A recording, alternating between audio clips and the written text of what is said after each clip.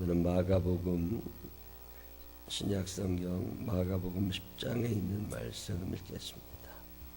마가복음 10장 1절부터 16절에 있는 말씀까지 있습니다.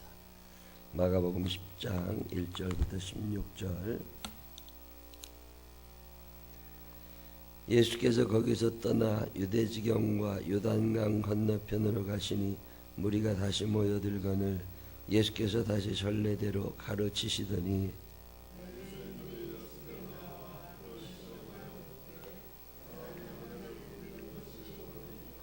대답하여 이르시되 모세가 어떻게 너희에게 명하였느냐?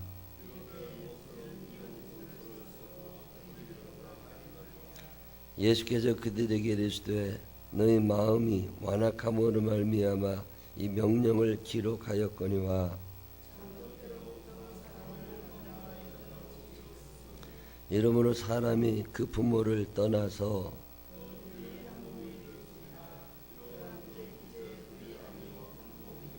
그러므로 하나님이 짝지어 주신 것을 사람이 나누지 못할지니라 하시더라.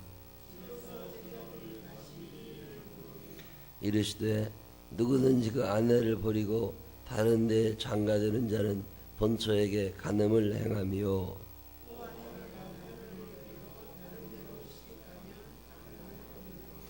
사람들이 예수께서 만져주심을 바라고 어린아이들을 데리고 오매 제자들이 꾸짖거늘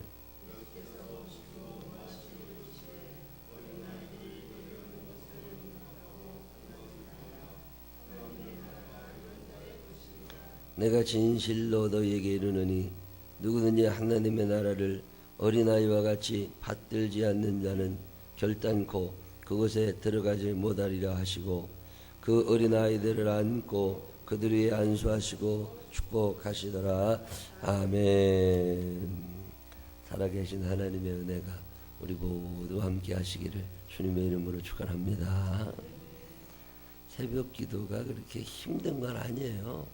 그냥 일어나려고 마음 먹으면 일어나줘요. 일찍 주무시는 게 제일 중요하고 밤에 12시까지 있다가는 새벽 기도 나오기 어렵습니다. 옛날에 우리나라 그 새벽 기도 열심히 하실 때는 농경사회에 있으니까 해 떨어지면 자고 그리고 일어나 보면 니시고 그래서 새벽 기도 내가 기도 열심히 해야지 일주일에 몇 번이라도 하나님께 나와서 기도하는 시간을 만들어야 신앙생활이 바로 됩니다. 그 정해진 시간, 정해진 장소 굉장히 중요하거든요. 편의상 새벽에 어떤 교회는 4시 반에 어떤 교회는 5시 반에 시간은 다 정하기 나름인데 뭐 오전에 하면 어떻고 저녁에 하면 어때요? 제가 옛날에 한 20년도 더 전에는 새벽 기도가 없었고 저녁 기도를 한 적이 있어요. 새벽에는 교회 올 사람이 아무도 없어. 그래서 저녁 기도를 한 적이 있는데 편의상 지금 새벽에 시간 내기가 제일 많은 사람들이 편할 거다 싶어서 이렇게 정하는데 본인 나는 새벽에는 직장 관계로 도저히 못 나온다. 뭐 그런 분들은 본인이 시간을 저녁에 정하고 저녁에 와서 혼자 기도하셔도 괜찮으니까 하나님께 시간을 정하고 그 시간을 드린다는 건 대단히 중요한 의미가 있다. 이게 이제 우리 새벽 기도가 녹화가 되거든요. 그래서 유튜브에 매일 올라갑니다. 그리고 우리 교회 홈페이지에 보면 새벽 기도가 매일 떠 있는데 꽤 많은 분들이 여기 앉아 계신 분들만큼이나 그만큼이 또 와서 그걸 보시더라고요. 그래서 무슨 덜어 저녁에 그냥 9시나 10시쯤에 그걸 한번 더 틀어줄까. 그래서 그냥 오셔서 기도하고 가시라고 그런 생각도 덜어 해봐요. 기도한다는 게 중요한 거니까 시간을 내서 새벽에 마음 크게 먹고 내 이번 일주일 동안은 열심히 참석해 볼 거다. 저도 매주 결심해요. 내가 이번 주에 새벽 기도 월화수목 4일간 제가 새벽을 담당하는데 나도 이번 주에 꼭 나와야 되겠다. 옛날에는 4시 반에 제가 보통 일어나는데 4시 한 15분쯤 일어나면 10분을 더 자고 싶어. 그러다 보면 못 나올 때가 있어요. 요즘에는 하여튼 4시에 눈이 떠져도 요새는 알람 듣고 안 일어나지고 그 전에 깨져요. 그러면 속상해. 한 1분이라도 더 자야 되는데. 그래도 하여튼 일찍 일어나자. 그래서 몇 시에 눈을 뜨든지 그냥 교회 나올 때가 많이 있는데, 새벽은 자기의 결심이 있지 않으면 못 나옵니다. 내가 결심을 하고 그래야 저녁에 일찍 주무시게 되니까 내 하루 삶의 리듬을 새벽에 맞춰놓으면 그냥 그대로 또 사라져요.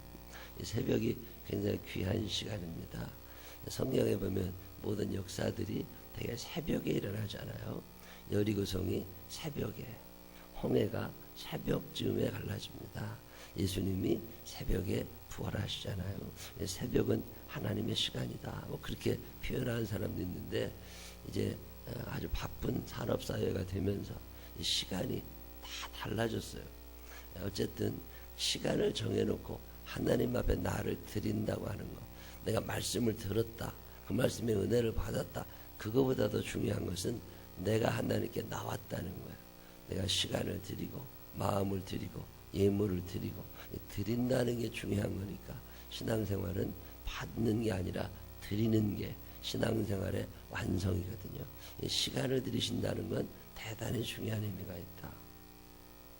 내가 그렇게 하나님께 시간을 드리고 마음 드리고 내 마음 기도도 드리고 드리러 오는데, 또 목사라는 사람들이 설교도 하고 뭐래도 가르쳐주고 깨닫게 해주시면 그것도 감사하죠. 오늘 이 마가복음 10장 1절로 16절에 나오는 이야기는 예수님께서 가정에 대해서 한 말씀 하신 게 여기 지금 나와 있습니다. 사람은 하나님께서 혼자 살도록 만들질 않으셨어요. 세월이 지나다 보니까 창조 섭리가 자꾸 어긋나지고 사람 중심이 되다 보니까 그건 아주 위험한 거거든요. 사람 중심은 하나님에게서 멀어지게 되거든요. 하나님이 창조하신 세상은 혼자 살 수 있는 세상이 아닙니다. 모든 게 자동화되어 있어서 다 혼자 할 수 있을 것 같지만, 사람은 만들어질 때 아예 혼자 살게 만들어지지를 않았어요.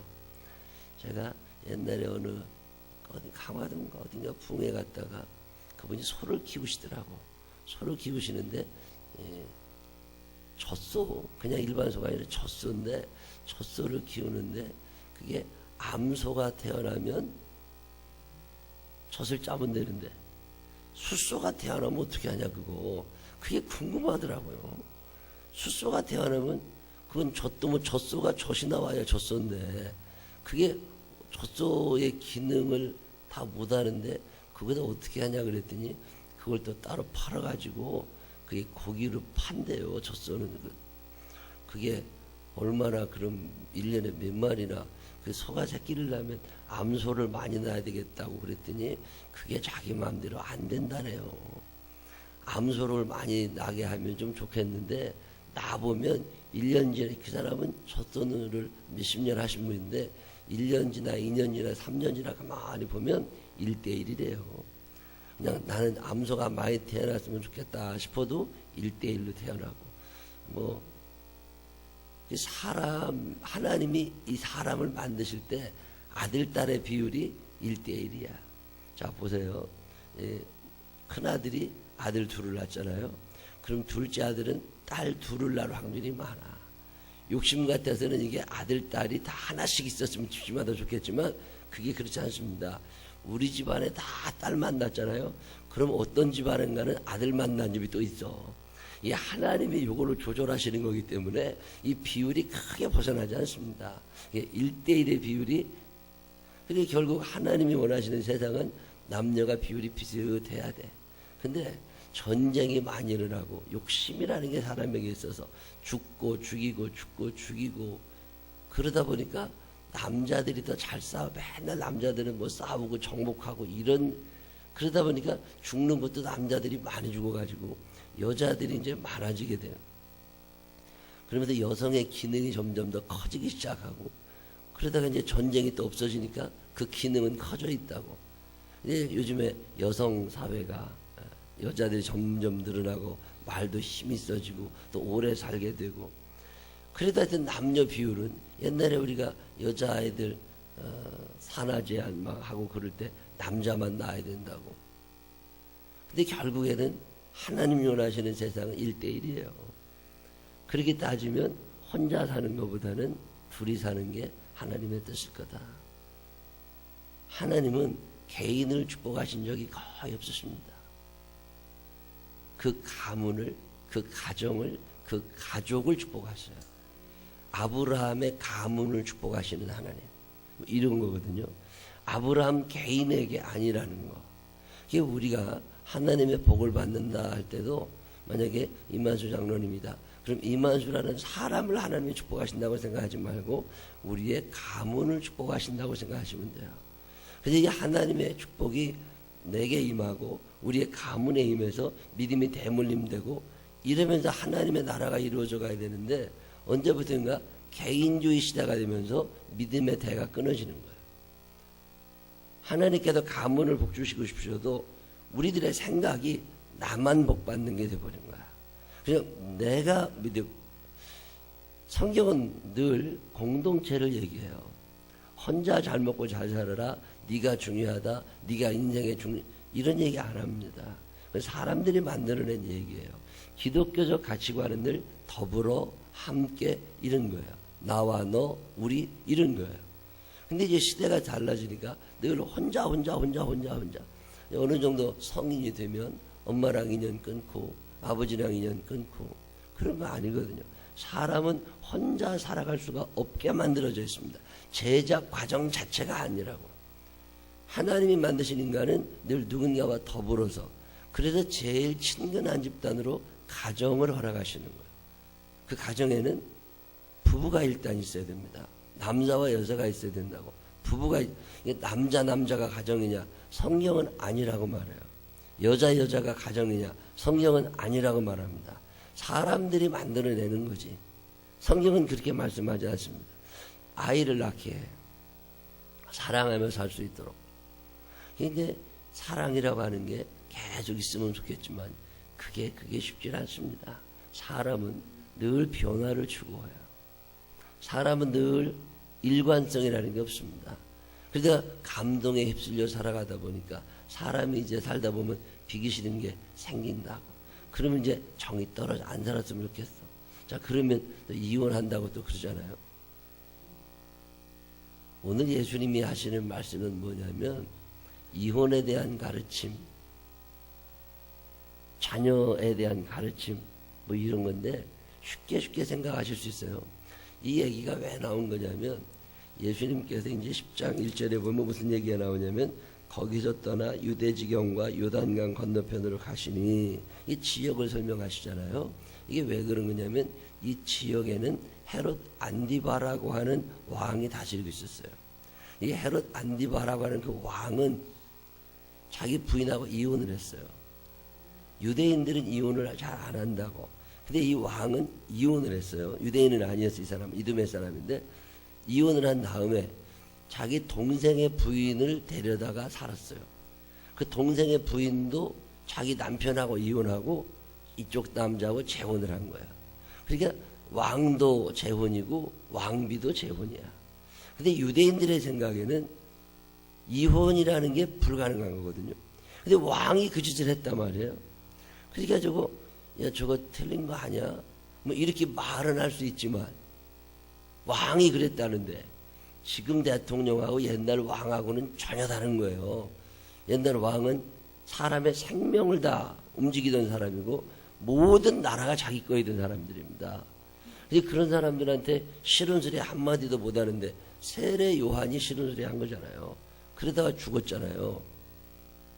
근데 그 당시에 이혼에 대한 법이 어떻게 되어 있냐면 똑같은 이혼하지 마라 뭐 이런 법이 있다고 그러면 해석하는 방법이 다른 거예요. 법은 똑같은데 어떻게 해석하느냐. 자, 그럼 언제 이혼을 해야 됩니까? 라고 물었을 때 파가 달라. 그때 이제 샴마이 파다, 할렐 파다 이런 게 있었는데, 힐렐 파라는 파는 언제 이혼을 해라고 그러냐면 부인이 바람이 났으면 이혼을 해도 된다. 부인이 간음죄를 저지르면 이혼을 해도 된다. 이게 힐렐 파라는 사람들의 주 생각이야. 그 당시에 법을 해석하는 사람들. 그러니까 이혼 소송을 낼 때 우리 부인이 간음죄를 저질렀습니다. 그러면 그래 넌 이혼해. 이렇게 된 거예요. 근데 간음죄는 저지르지 않았지만 더 이상 살고 싶지 않은 사람들이 많다고. 자, 여러분들이 지금까지 생활해 온 걸 생각해 보면 꼭 남편이 바람이 나서 싫은 게 아니야. 싫을 때는 그냥 싫어. 아무 이유 없이 그냥 싫다고. 그러니까 이혼을 하고 싶은데 바람은 안 났단 말이에요. 간음은 안 했다고. 그러면 어떻게 이혼을 할까? 요 고민을 하던 사람들이 여러 가지 법을 만들어요. 그 법 중에 하나가 뭐냐면 내가 기분이 나쁘거나 내가 이렇게 불편해 저 사람 때문에 그러면 이혼할 수 있게 하자. 이렇게 해서 샴마이라는 그 학자를 중심으로 이혼법을 확장을 시켜놨어요. 예를 들면 음식 솜씨가 없으면 이혼해도 된다. 이혼 당하실 만한 분 계세요? 남편이 내 밥을 먹었을 때 별로 좋아하지 않는다. 그러면 이혼 청구 소송할 수 있는 거야. 또 하나, 밤에 잠을 잘 때 코를 골아서 내가 잠을 못 잔다. 그럼 남편이 이혼 청구 소송을 낼 수 있어. 여러분 혼돈하지 하시면 안 되는 게 뭐냐면 이 당시에는 여자는 소유가 개념이기 때문에 여자는 이혼을 청구할 수 없어요. 남자만 할 수 있어요. 남자가 생각할 때 저 여자가 밥을 먹을 때 재채기를 한 게 기분이 나빠. 그러면 이혼 소송할 수 있어. 그래서 모든 권한은 다 남자가 가지고 남자가 이혼할 수 있는 가능성을 더 많이 열어놓은 사람들, 그런 사람들을 샴마이파라고 그랬어요. 이게 누가 이걸 해석하느냐에 따라서 어떤 사람은 이혼이 되고 어떤 사람은 이혼이 안 돼. 예를 들면 판사가 보수 진영에 있는 사람이냐 그러면 무죄가 되고 진보 진영에 있는 사람이냐 그러면 유죄가 되고 법이라는 게 문구가 정확하다 할지라도 해석하는 방법에 따라서 완충지대라는 게 늘 있어가지고 어느 쪽에 서느냐에 따라서 결과가 달라지는 것처럼 그 당시에도 이혼 문제가 그런 거예요. 삼마이파에 속한 사람들이 하면 이혼이 안 돼. 근데 힐렐파에 있는 판사가 봐서 하면 이혼이 돼. 사람들이 불만이 많은 거예요. 이혼을 하고 싶은데 이 판사가 너무 이혼을 안 시켜준단 말이에요.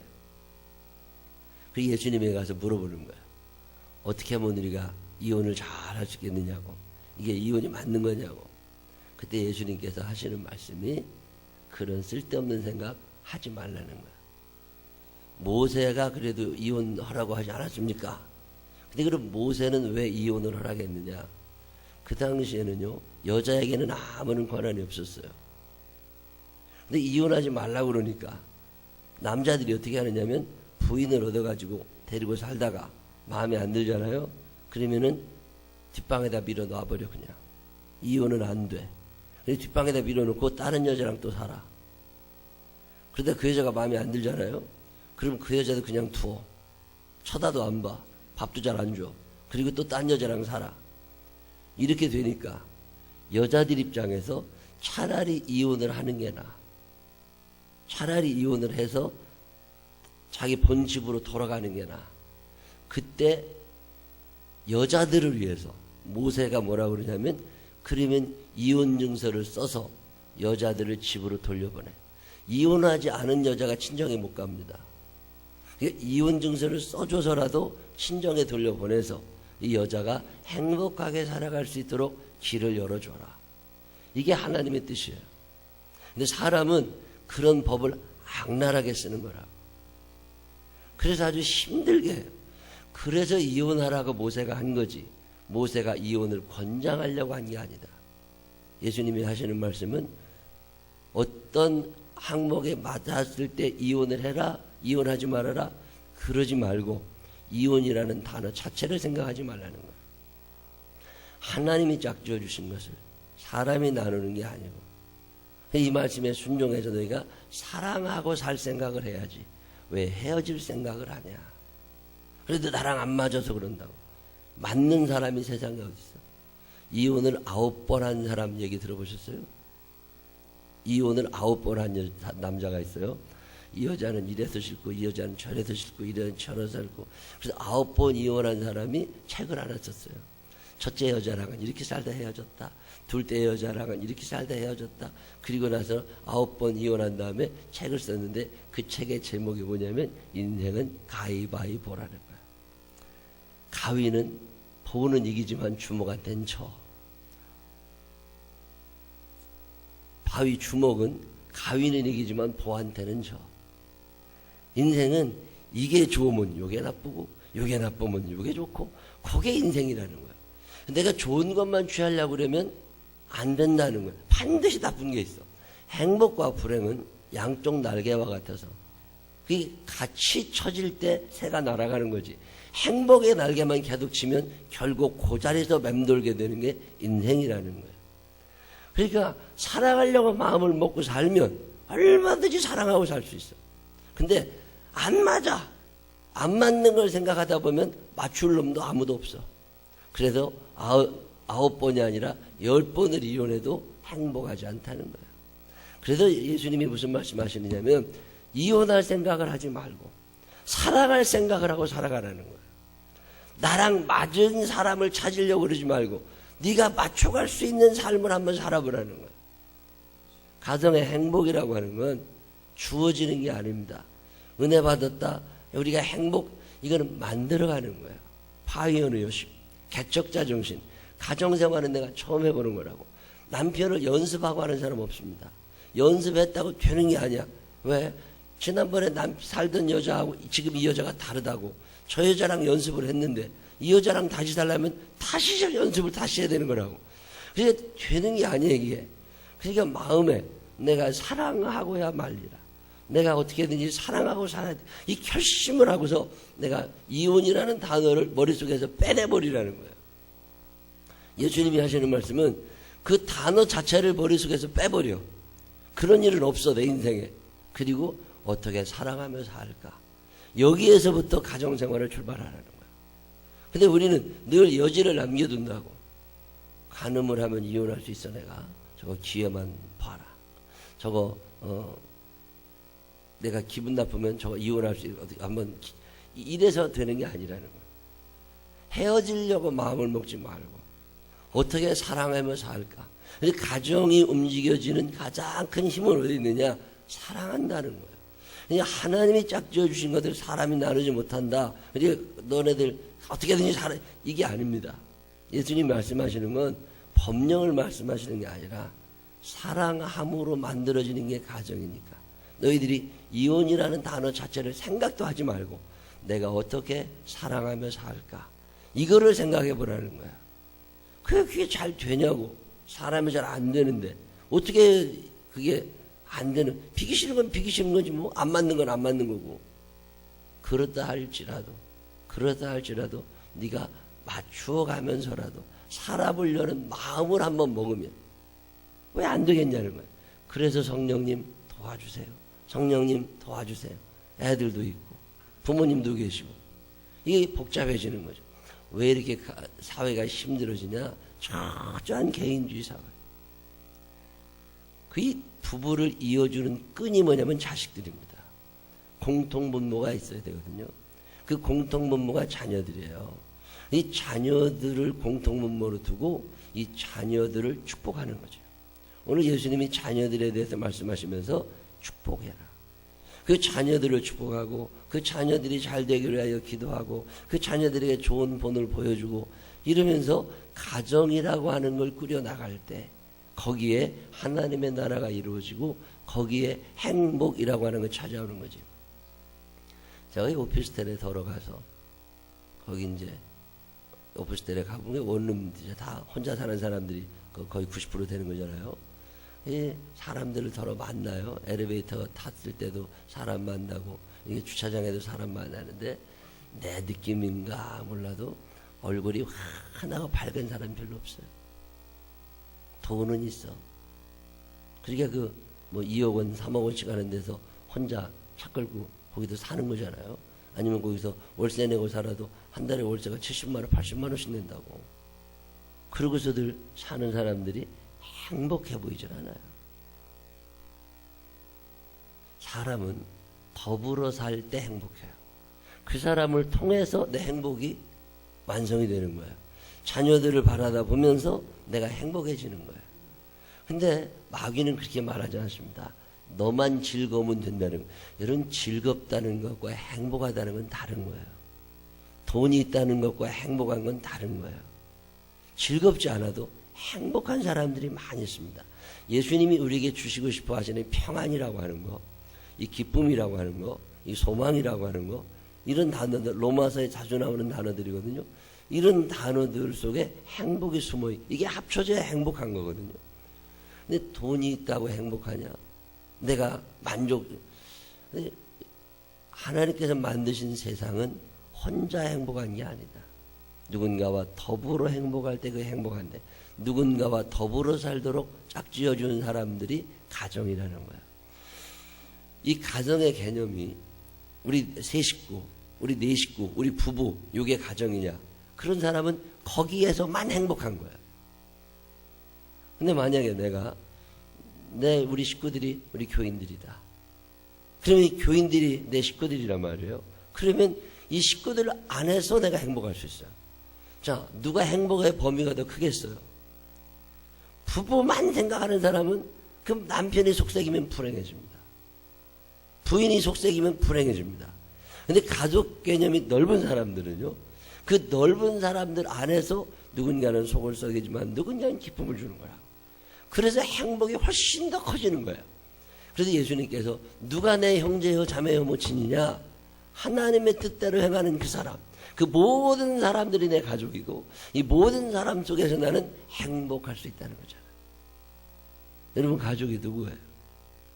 오늘 예수님은 이혼 문제를 얘기하시면서 가정을, 아이들 이야기를 이야기하시면서 가정을 이야기하시는데, 이 행복의 수단, 거기서 나온다는 거예요. 이혼이라는 단어를 생각하지 말고 어떻게 사랑하며 살까를 생각하라는 거고, 어떻게 축복하며 살까, 어떻게 더불어 살까, 이 방법을 먼저 생각하라는 거예요.